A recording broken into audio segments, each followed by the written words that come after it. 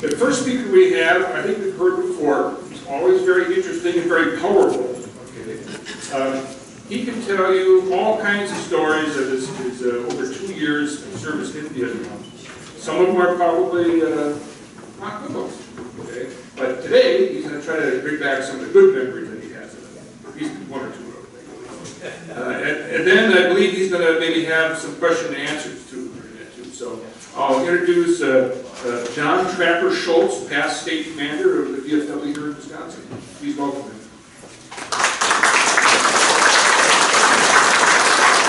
I should maybe just put in a little bit here too. I had to go digging around a little bit here. When Dave asked me to be the master of ceremonies today, I had to go digging through some things here to find something to say about a few of the speakers here today. I did have something from Trapper John from about 2 or 3 years ago. And things that I guess I kind of knew, that when he entered active duty in the United States Army in April 1966, he served 25 months in Vietnam with the 5th Special Forces in the Central Highlands from January 1967 until February 1969. He supported the 1st Cav and the 1st Signal Brigade based out of An Thi, and worked from, let's see, it was Quay Nan, I think, to in the north into the Ah Shau Valley. I probably all those names all screwed up there, but yes. He'll straighten out later on. Okay. It's not my everyday vocabulary. Anyway, after returning from Vietnam, he had a short break of service. He joined the Army Reserve for a year, then was asked to come back in active duty as an advisor to the Army Reserve. In September 2000, Master Sergeant Schultz retired after 28 years of active duty. Some of Trapper's awards, and these are some really high awards here, include the Silver Star, Bronze Star with a V device, Purple Heart, 4th Award, Meritorious Service Medal, Legion of Merit, Air Medal, Army Expeditionary Medal, Combat Infantry Badge, and Master Parachutist Badge with 830 successful jumps. I think you told me later, 820 something. Did like this something that I do there? Anyway, his last few assignments was with the United States Army Reserve Command out of Pentagon in Washington, D.C. He now lives in Milwaukee and still lives there, okay, with his wife Barbara down in front here. Right there she is. And they have been working very hard for quite a few years now with the Veterans of Foreign Wars as being the past state commander. That's not just a one-year job. When you get in there, you have 2 years before that and several years afterwards that you're basically serving and going different places in the state representing the VFW. And today, you can see he's got his VFW hat on again. So consequently, he's also working with the VFW today in a way too. So with that, I'll let John take it over. Thank you.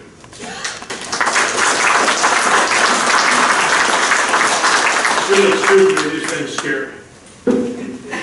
Yes, my name is John Schultz, and my nickname is Trapper because I moved from the Illinois area up to near Stevens Point back in '76 and bought a tavern and turned it into a country bar called Trapper John's Rustic Saloon. It was out in the country on 20 acres. The bar was 60 feet long, and we had horses, so we had hay rides and sleigh rides and 5 snowmobiles crossed on the back of the area. So that's where the word Trapper comes from. It is not military connected. I was not anything to do with Trapper John MD. I really want to thank everybody for being here in this wonderful display. Ladies, gentlemen, veterans, comrades, and my loud brothers. Again, I will say this. I owe my life to your people. Thank you again.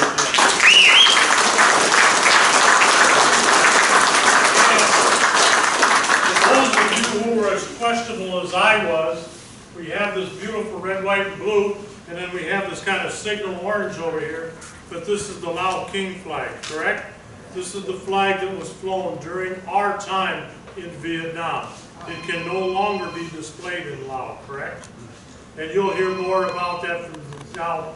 John, would you pull that out so we can see what it looks like? May I? May I pull it out so it can be seen? I respect this. I do not want to mistreat it. Please.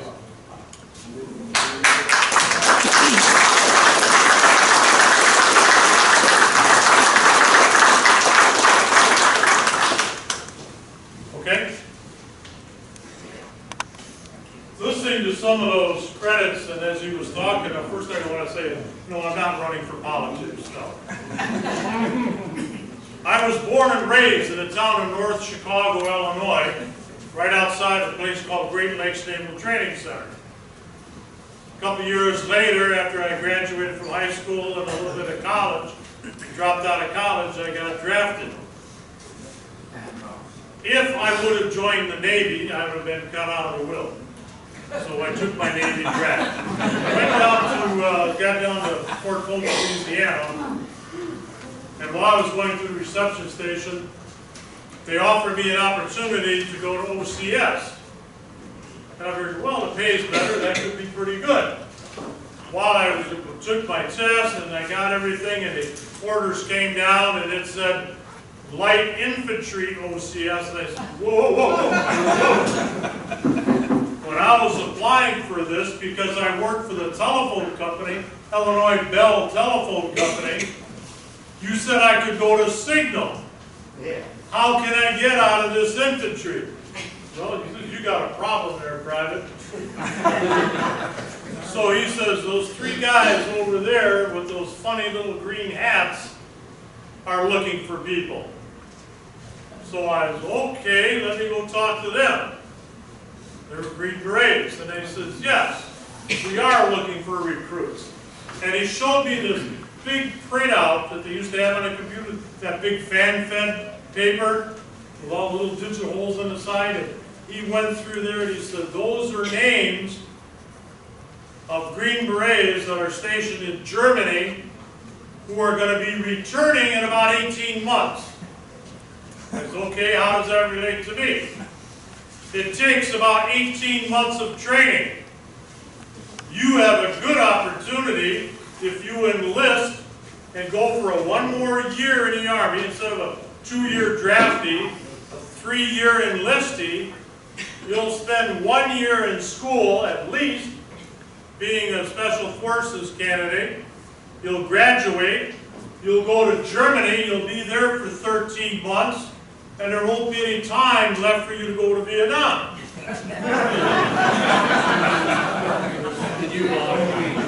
So I said to the recruiter, where do I sign? Lo and behold, as I went through basic training, go to Fort Gordon, Georgia to start my communications specialist school for Special Forces. As we got off the bus, they said, oh, by the way, welcome to a new program. What do you mean, new program?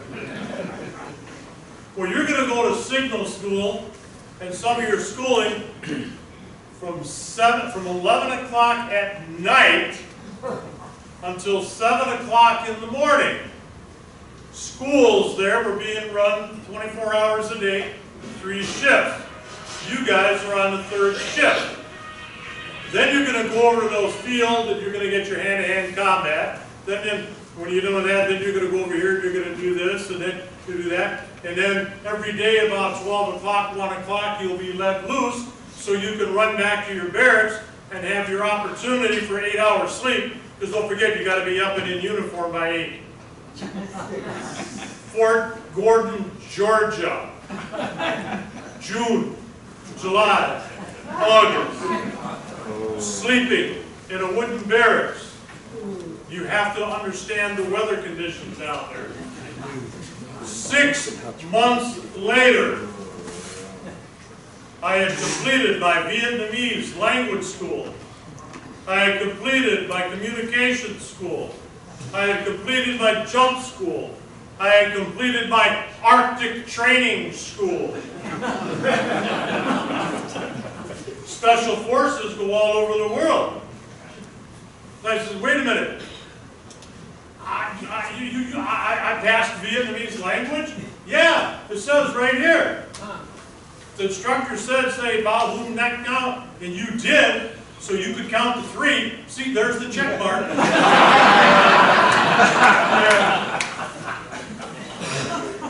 What I really liked was the Ba Mui Ba.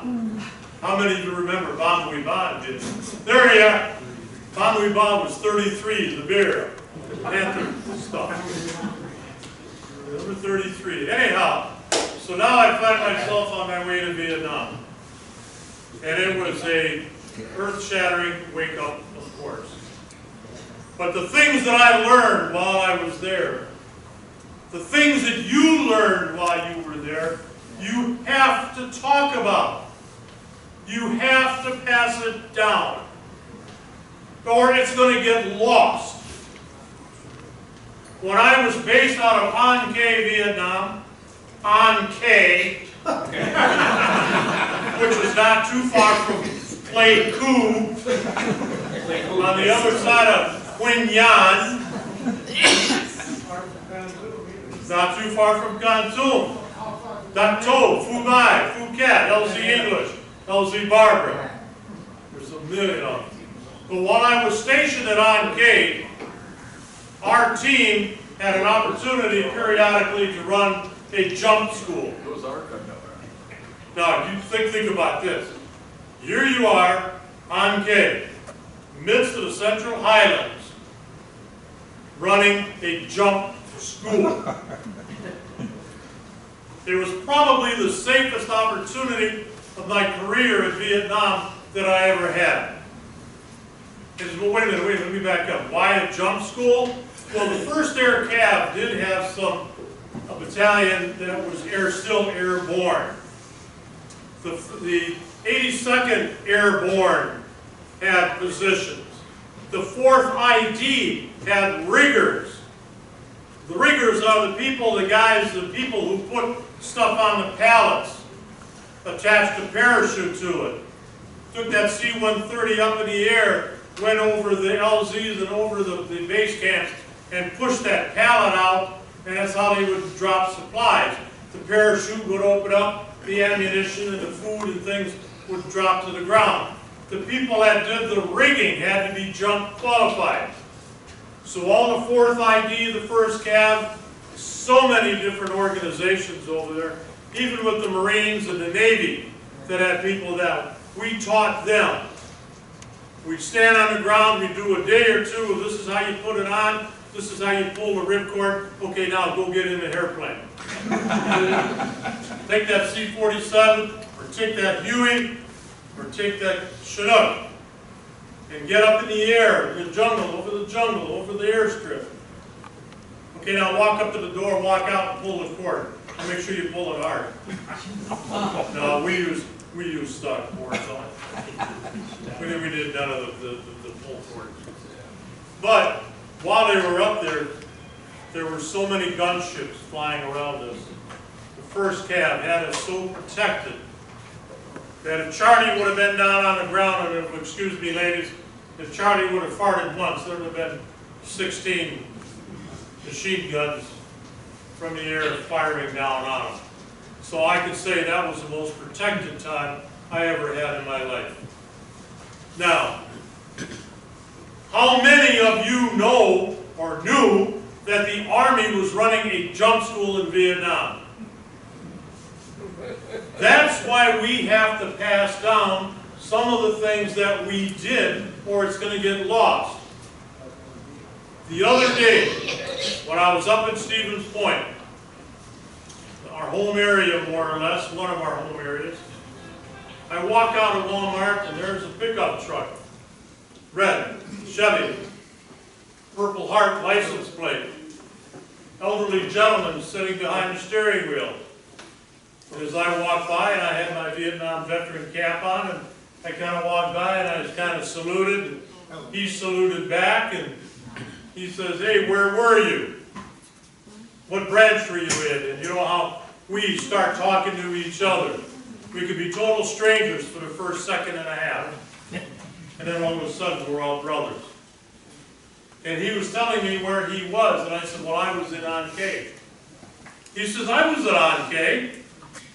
About this time, his wife comes out with a grocery cart, starts putting stuff in, and he says, "Yeah, I was at An Khie. That's where I went through jump school."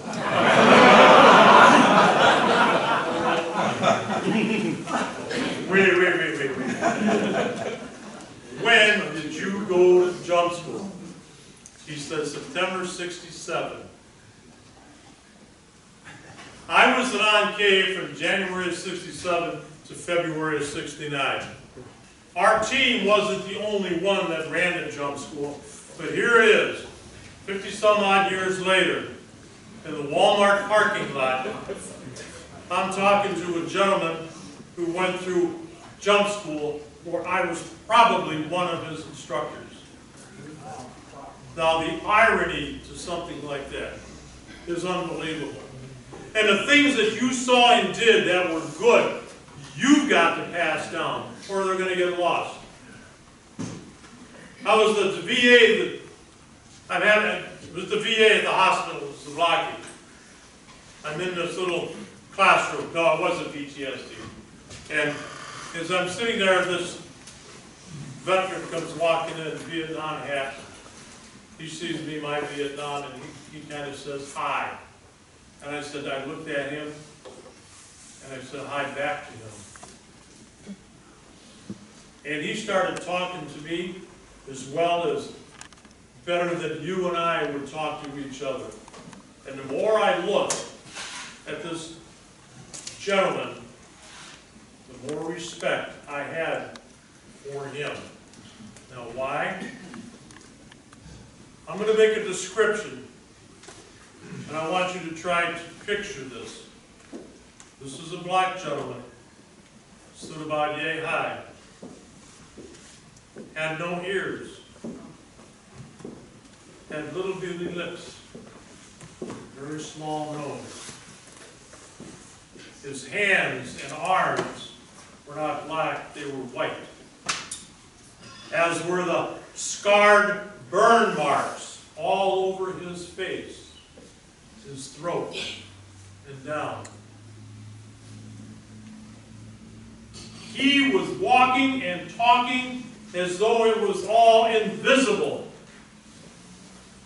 I couldn't imagine the courage that that man had. And I had to ask him, so sir, you talking something about Vietnam, where were you?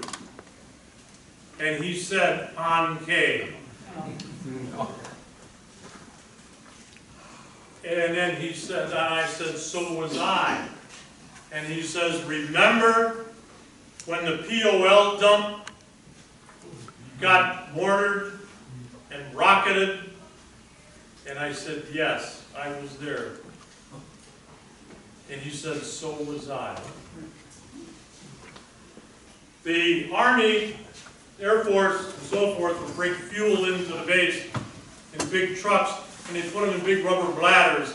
The Jeeps and the Deuce and the Halves and stuff would go up there, and the hose, and they'd fill the trucks, the tanks with. But things like road tar, things like oil, things like kerosene, some of these other things they didn't have in trucks, they'd bring them in 55-gallon barrel drums. And they'd stack them way over here in the corner of the base. And they might be 5 barrels wide, 20 barrels type high, and maybe a football field long. And here's tar down this row. Here's oil down this row. Kerosene down this one. And one night, Charlie decided he was going to set it on fire. Those barrels were burning and exploding and flying more than 1/4 of a mile. And inside those barrels was that flaming fuel, the tar, the oil, landing on the airstrips, landing on barracks, landing in motor pools. It wasn't just the destruction of the POL, it was what it was creating. This particular veteran was involved in that fire, and that's why he was like he was. But it didn't bother him that day. Talking to me, it was like we were going to sit down and have a beer together. It was all invisible. But if he had been walking down the street and somebody had looked at him, being in Milwaukee where we are, I can see where somebody think, oh yeah, he must have been involved in some kind of a house fire, or you know how some of those people get involved in things they shouldn't get involved in, and I hope he learned his lesson. No! That was a soldier. That was somebody who was so heroic respected. And I came home and I was telling my wife, and I had to stop for a minute. And I think about it yet today. And it gets me. It gets me.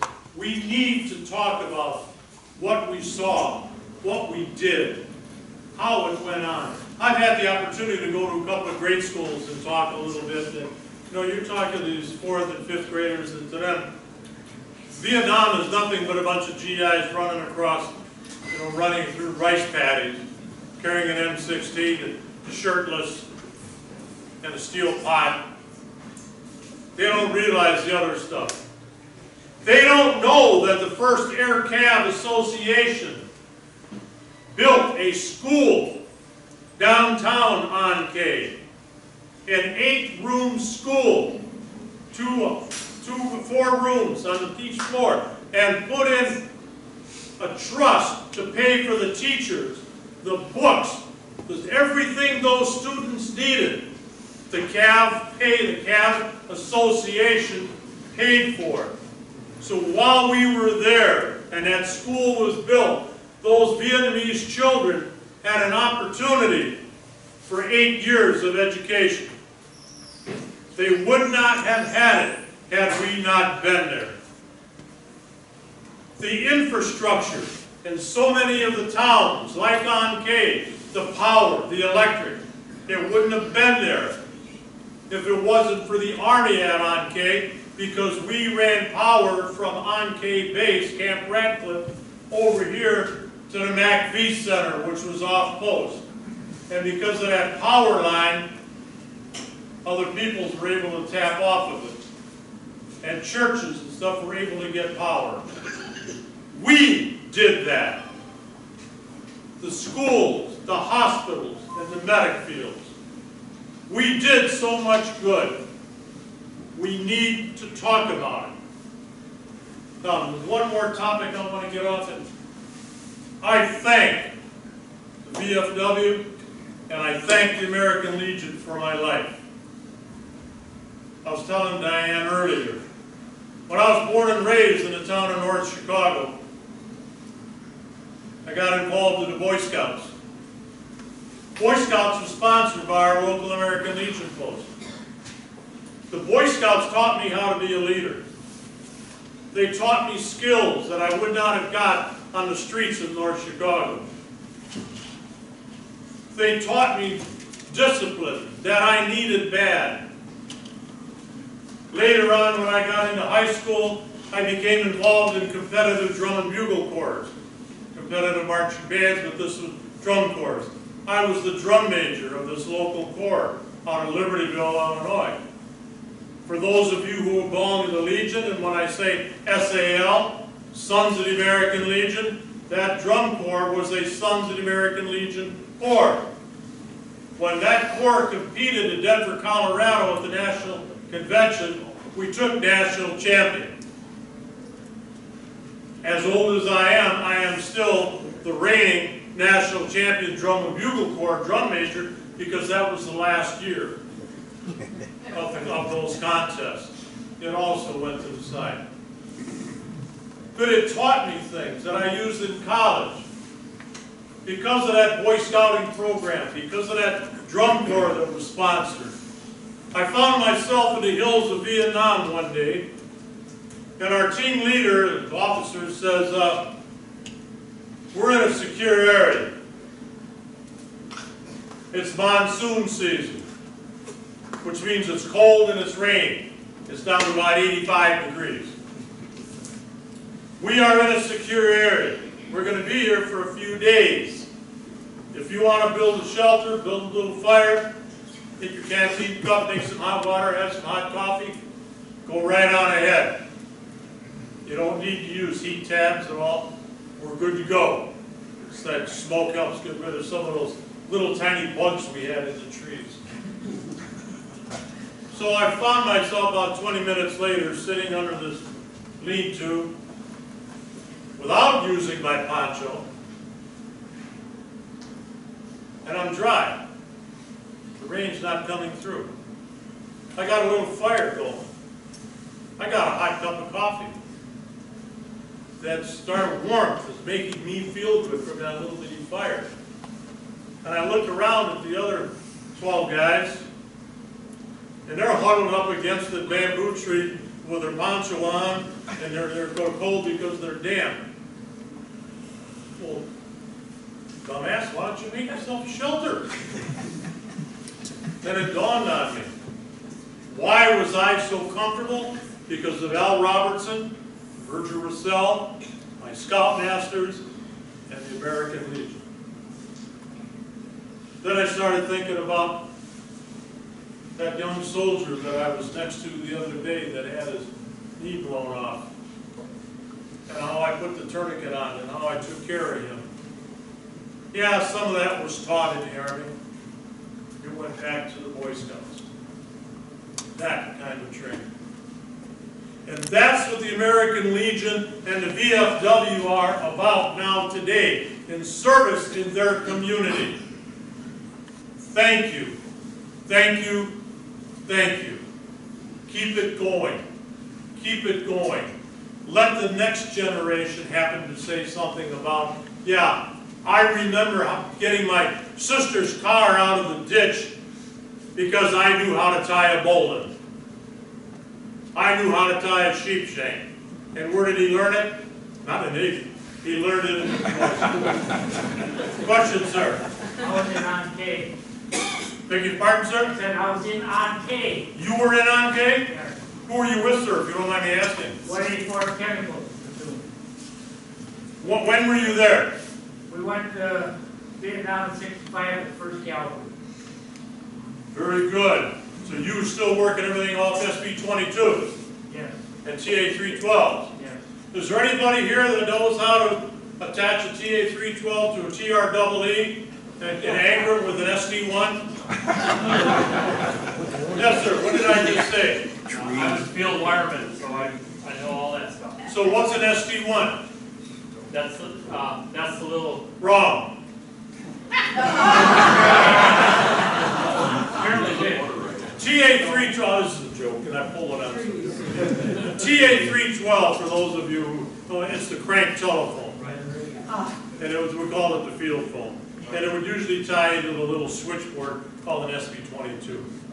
But to take that TA-312 and attach it to a TREE, oh, TREE, that's tree,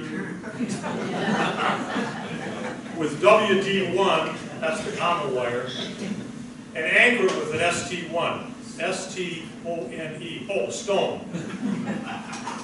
Good. Okay. Question number 1. How many trucks on a military installation? I beg your pardon? 1. 1? Correct.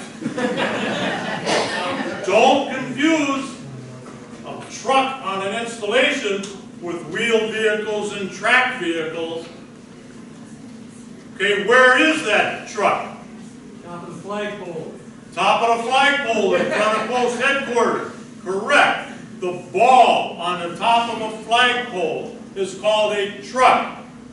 And it is a ball and it is round, so when the wind catches the flag, but this is a color, not a flag, so when the flag were to go up on the top, it doesn't get caught, it falls off. All right, sir, what's inside that truck? 45 caliber rounds. A bullet? Map. What else? Map and a match. A book of matches? What else? Map. A razor blade, right. Oh. Tradition, Europe, inside the ball, were those 3 items on the top of the wooden flagpole. So if you're the survivor of the base that could possibly being run over, you push the flagpole over, you open the ball, you cut the flag up so it cannot be taken as a trophy, as so many GIs would take a Japanese trophy. The matches were there if you had time to burn it. The bullet was there because at the base of the flagpole in a box was an old 1911, which is the .45 pistol. So if you're the last lone survivor, you can take care of yourself before the enemy took care of you. So you're right. One truck on a military installation. Very good. Very good. Now, seeing as how we're talking to all of you veterans and spouses,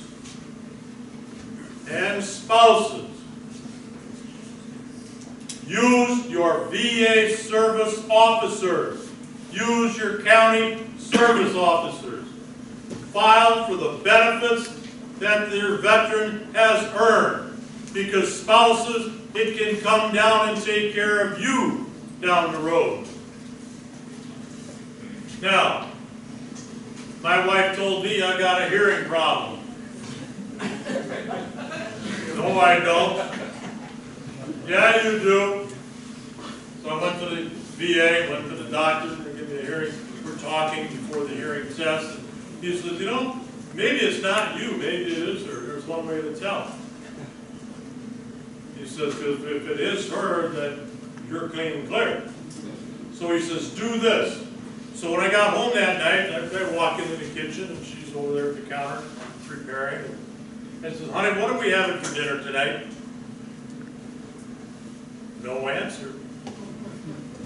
So I walk up halfway across the kitchen. Honey, what are we having for dinner tonight? No answer. It's not me. I walk up behind her and said, honey, what are we having for dinner tonight? For the third time, lasagna. My wife stands up to me.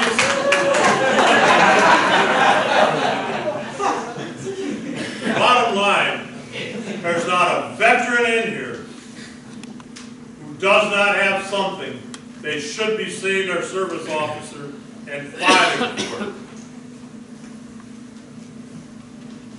Ladies, they have tinnitus. They have a hearing problem. Get them in and get it filed. And it can be proven that it's not just the veteran, it's because of his association with noises and stuff in the military.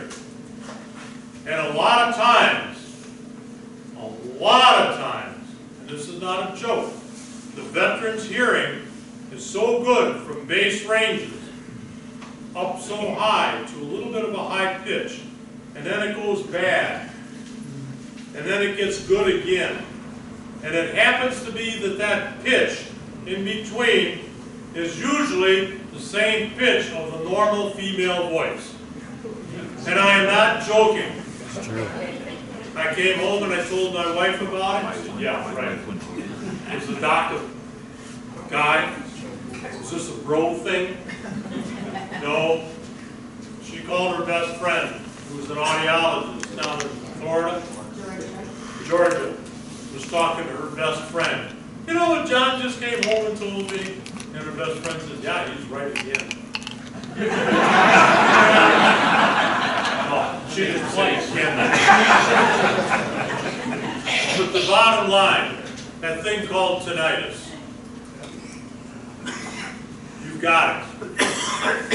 You've got it. Go in and file for it. It's 10%. It's only 10%. You're not going to get rich, but you'll be able to take her out for dinner once a month on what you get paid for it.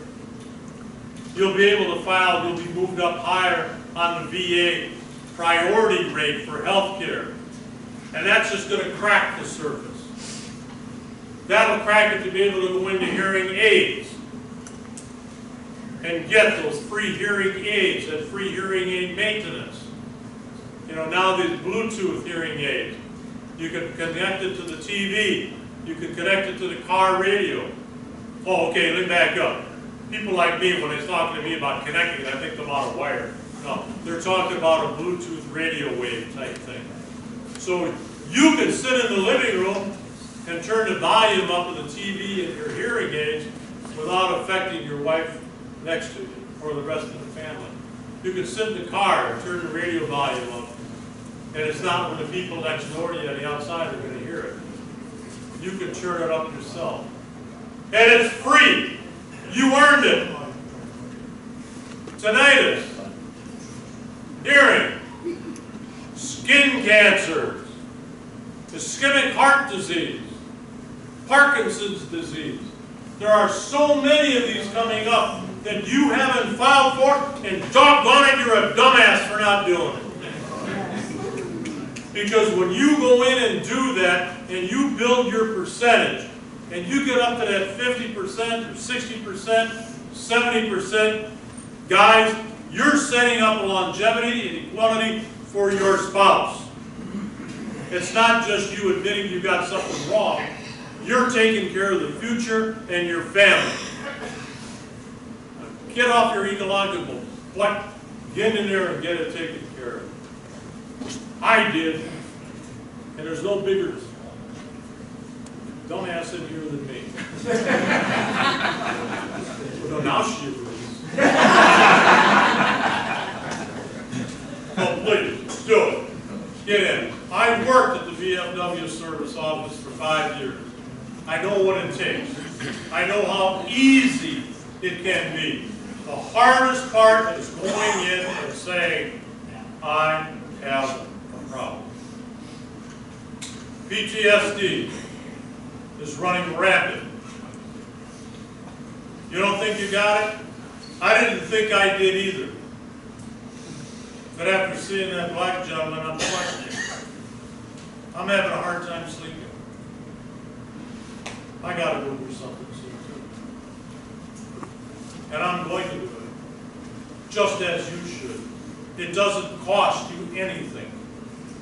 Not a penny. That's why we've got these county reps. They'll do the paperwork for you. They'll tell you how to do this POA, the power of attorney. What? I got to do a power of attorney? Yeah. You select the American Legion of VFW, the DAV, Military Order of the Purple Heart. You select somebody to act as your representative. The power of attorney says, if you sign to the VFW, I'm giving you authority to act on my behalf. Has nothing to do with banks, homes, loans, or anything. They have the authority to act on your behalf, so you don't have to keep running into the office all the time. They can give you a call and say, hey, we need to do a 4138, we got to do a 526 easy, or we need to do this. They can do it, they can sign it, they can send it. Are there any questions, please? I've exceeded my time again, and I'll do it again next year.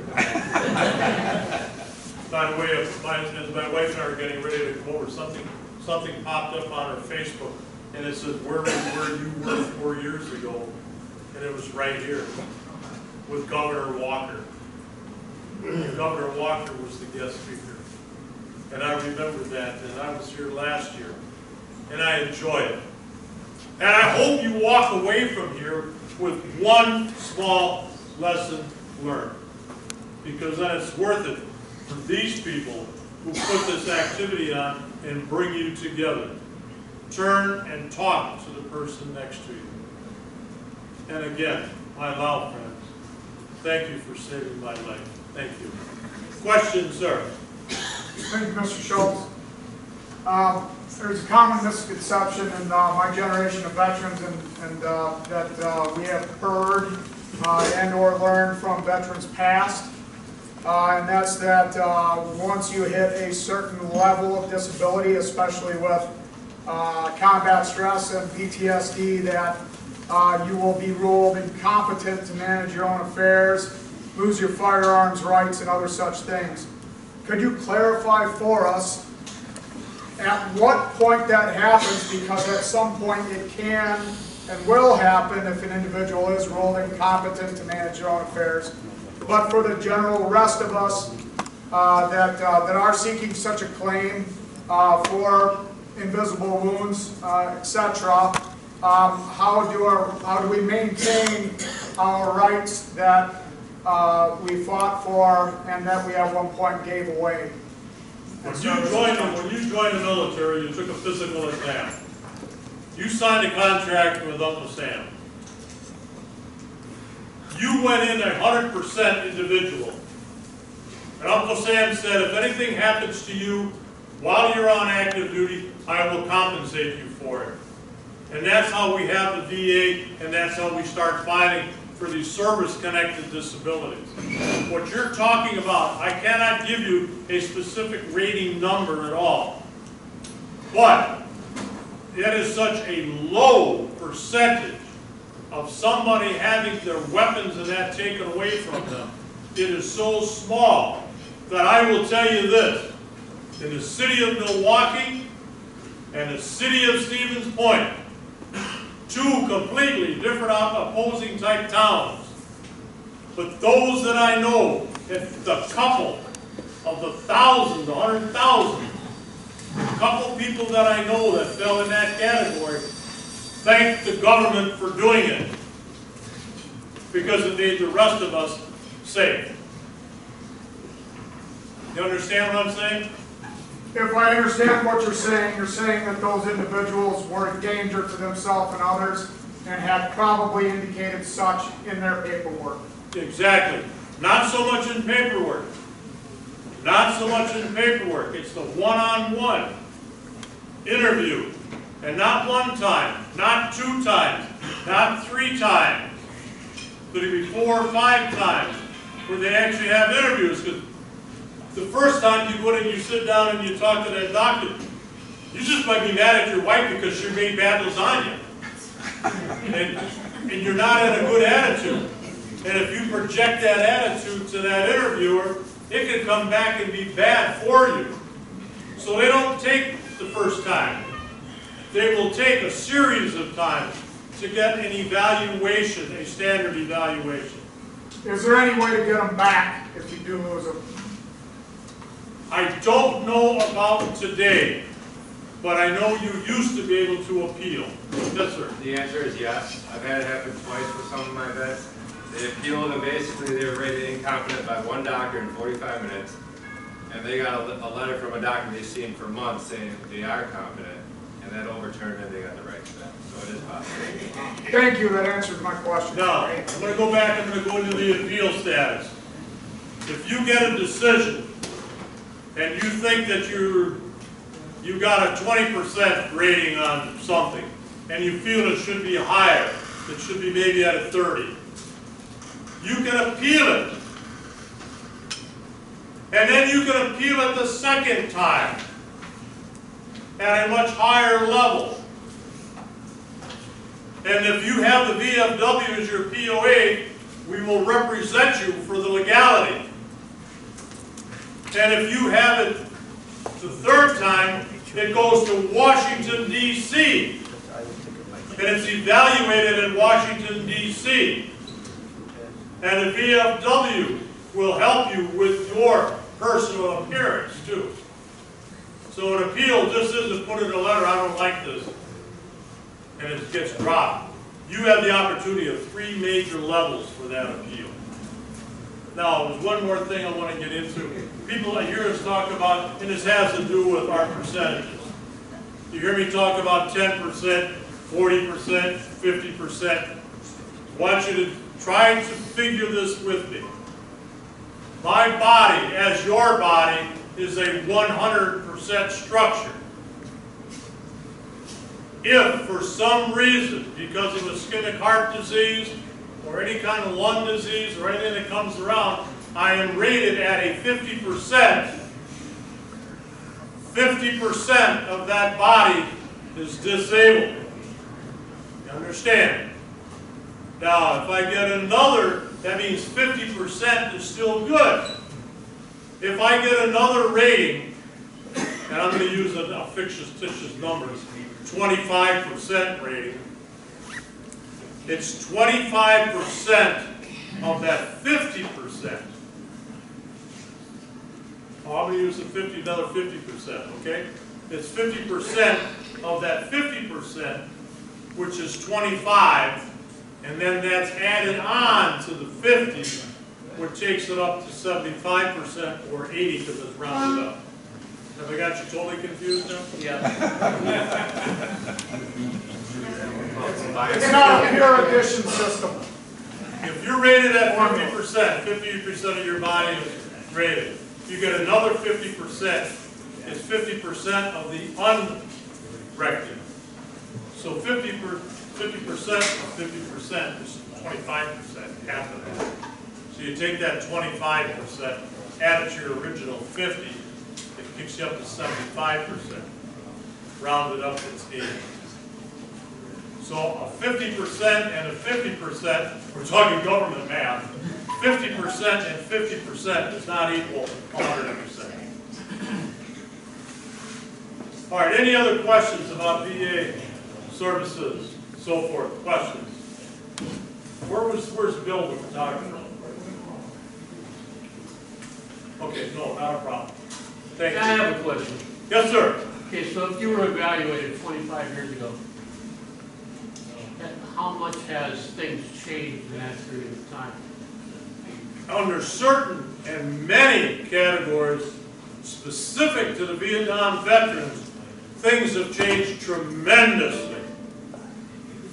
And if you have a disability rating, I strongly suggest you go see your CVSO. I do not have a disability rating, but I was evaluated 25 years ago for PTSD because of depression and anger management. And their conclusion after 5 interviews with the psychologist was that I was already fucking crazy before I ever went to service. No, they accepted you. That can be appealed, that can be overwritten. You got to get yourself in and see a CVSO and have to take 5 minutes and fill out that paperwork and get it in. You earned it. What branch of service were you in? Marine Corps. Oh, that's Do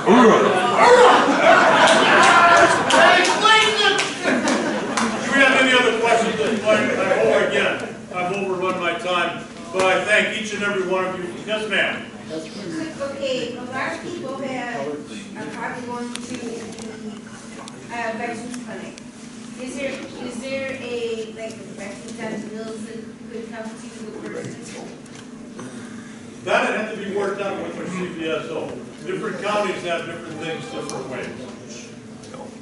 There's counselors that travel, but not the clinic itself. In this area. But some, depending on where you live, there might be availability for VA transportation to a facility.